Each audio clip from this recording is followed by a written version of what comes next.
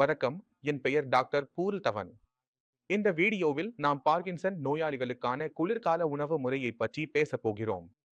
ஏனெனில் காலநிலை குளிர்ச்சியாகி வரும்போது நாமும் நம்முடைய உணவு பழக்கங்களை மாற்ற வேண்டி வருகிறது. நம்முடைய உணவில் அதிக சக்தி சேர்த்துக் கொண்டால் குளிர்காலத்தை கடக்க பார்க்கின்சன் நோயாளிகளுக்கு அது எளிதாக இருக்கும். ஏன் என்றால் பார்க்கின்சன் நோயாளிகளில் நாம் என்ன பார்க்கிறோம் என்றால் சிறிய வயதுடையவர்கள் மிகவும் குறைவாகவே இந்த நோயாளிகளாக இருக்கிறார்கள். அவரது உடலுக்கான தேவைகளை நாம் சரியாக பூர்த்தி செய்யவில்லை என்றால் நோயாளிகள் பெரும்பாலும் குளிர்காலத்தில் அதிகமாக அவதிப்படுகிறார்கள். உடலில் அதிக வலி ஏற்படுகிறது, மூச்சு விடுவதில் அதிக சிரமம் ஏற்படுகிறது. நோயாளிகள் அடிக்கடி உடல்நிலை குறைவாக இருக்கிறார்கள். அதனால் நாம் உணவை இப்படி செய்ய வேண்டும். நோயாளியின் உடல் முழுவதும் தேவையான சக்தியை பெறும் வகையில் உடல் வலுவாக இருக்க வேண்டும். அதனால் முதலில் நாம் என்ன செய்ய வேண்டும் என்றால் உணவில் நிறைய புரதம் சேர்க்க வேண்டும். ஏனெனில் நாம் புரதம் பற்றி பேசும்போது எந்த ஒரு புரதம் பாக்கெட்டை பற்றியும் பேசவில்லை. நாம் புரதம் பவுடர் பற்றி பேசவில்லை. கடவுள் நமக்கு கொடுத்த இயற்கை புரதங்களை பற்றித்தான் பேசுகிறோம். அதாவது பீன்ஸ், மஷ்ரூம், முட்டைகள் ஆகியவற்றை உங்கள் உணவில் சேர்த்தால் உங்கள் உடல் தேவையான அளவு புரதத்தை பெறும். இது குளிர்காலத்தில் உங்களுக்கு உதவும். உடலை சூடாக வைத்திருக்க முதலில் உங்கள் உணவில் நல்ல அளவு புரதத்தை சேர்க்க வேண்டும். இரண்டாவது விஷயம், உங்கள் உடலில் நல்ல மனநிலையுடன் வைட்டமின்கள் மற்றும் கனிமங்களை எடுத்துச் செல்ல வேண்டும். இப்போது வைட்டமின்கள் நமக்கு அதிகமாக எங்கு கிடைக்கின்றன என்றால் அது காய்கறிகளில்தான்.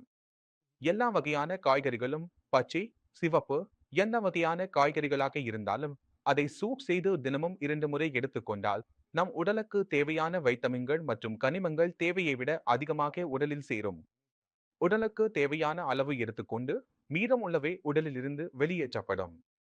அதனால் நம் உணவின் காய்கறிகளின் அளவை அதிகரிக்க வேண்டும். ஏனெனில் இதனால் நமக்கு ஏற்படும் செரிமான பிரச்சனைகள், குறிப்பாக பாகிஸ்தானில் மிகவும் பொதுவாக உள்ளவை, அவையும் தீர ஆரம்பிக்கும். உங்கள் உணவை கட்டுப்படுத்த வேண்டிய அவசியமில்லை.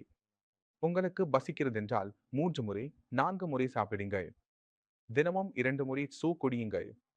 ஏனெனில் நீங்கள் தினமும் 2 முறை சூப் குடிக்கும் போது அதில் சிறிது உப்பு, சிறிது மிளகு சேர்க்கலாம். இந்த மிளகு உங்கள் உடலை சூடாக வைத்திருக்க மிகவும் உதவுகிறது. அதனால்தான் மிளகை அதிகமாக பயன்படுத்துவது ஐரோப்பிய நாடுகளில் அதிகம். ஏனெனில் அங்கு அதிக குளிர் இருக்கும். இந்தியாவில் நாம் இதை குறைவாக பயன்படுத்துகிறோம். ஏனெனில் இங்கு வெப்பம் அதிகம். எனவே நீங்கள் தயாரிக்கும் சூப்பில் மிளகு மற்றும் உப்பை மட்டும் பயன்படுத்துங்கள். நீங்கள் பயன்படுத்தும் இந்த கருப்பு மிளகு உங்கள் உடலில் வெப்பத்தை உருவாக்க உதவும் மற்றும் குளிரிலிருந்து பாதுகாக்கும். பார்கின்சன்ஸ் நோயாளிகள் அனைவரும் தங்கள் ஜாக்கெட்டுகள் கொஞ்சம் தடிமனாக இருக்க வேண்டும்.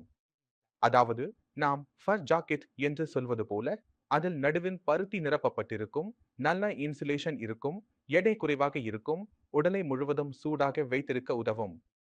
இவர்கள் பயன்படுத்தும் கோட் வகைகளும் உள்ளன. அந்த நீளமான கோட்களை பயன்படுத்துங்கள். உங்கள் விரல்களை கவனியுங்கள். உங்கள் விரல்கள் குளிராக இருக்கிறதா? இடுப்பில், கழுத்தில் வலி இருக்கிறதா? நரம்புகள் இறுக்கமாக இருக்கிறதா என்றால் அதாவது உங்களுக்கு குளிர் பிடித்திருக்கிறது. இது நல்ல அறிகுறி அல்ல. ஏனெனில் உங்கள் தசைகள் எவ்வளவு இறுக்கமாக இருக்கிறதோ குளிர் அதிகமாக இருக்கும். உங்கள் நிலைமை அதாவது டிரமஸ் அதிகரிக்கும்.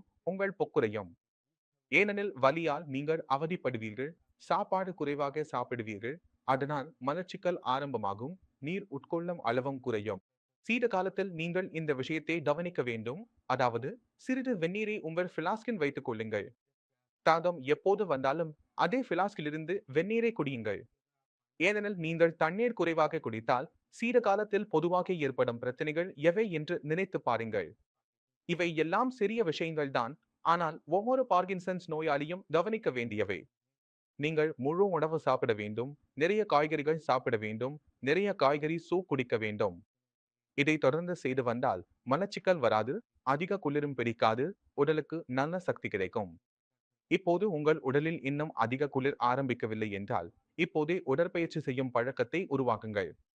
வெளியில் உள்ள வெப்பநிலை சற்று சரியாக இருக்கும்போது, சூரியன் வெளியில் இருக்கும்போது நீங்கள் நடைப்பயிற்சிக்கு செல்லுங்கள்.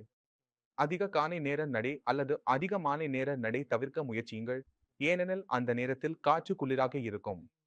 சூரியன் மேலே இருக்கும்போது நாம் நேரம் பார்த்து செல்ல வேண்டும் என்பதிலே, ஆனால் அந்த நேரத்தில் உடற்பயிற்சி செய்யும் பழக்கத்தை உருவாக்குங்கள். வெளியே அதிக குளிராக இருந்தால் வீட்டில் மூடிய அறையில் சற்று சூடான இடத்தில் உடற்பயிற்சி செய்யுங்கள். ஆனால் உடற்பயிற்சியை விட்டுவிடக் கூடாது.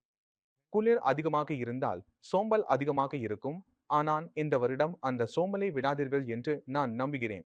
இந்த வீடியோவில் சீதகாலத்தில் உங்களை எப்படி பாதுகாப்பது, உடலை வலுவாக வைத்துக் கொள்வது என்பதை கற்றுக்கொள்வீர்கள்.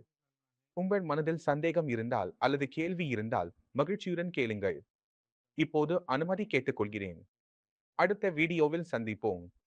வணக்கம்.